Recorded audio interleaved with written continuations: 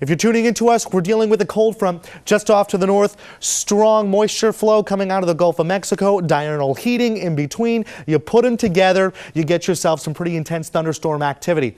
It's been sporadic out there, and that's definitely a good thing, because if we did have a widespread array of severe thunderstorm warnings popping up, starting throughout the entire viewing area in South Georgia, continuing into North Florida, that would mean that we've got strong winds aloft. And with strong winds aloft, we're talking about tornadic activity.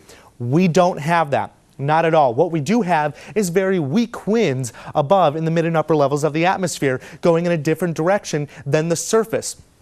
This is good. Now, if it was a strong wind in the above atmosphere, on the mid and upper levels of the atmosphere, let's say these winds are moving from east to west, and you have north to south winds at the surface, all of a sudden you get yourself a rotation, which means the possibility of tornadic activity.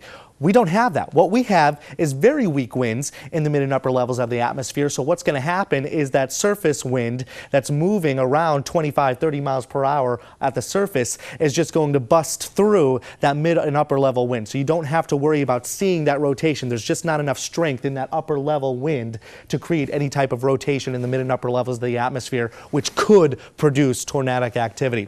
What we have is just the severe thunderstorm warnings, and we're going to continue to have these up for portions of Grady, Decatur, Thomas counties, even getting into Lowndes County until 5:15 in the early evening.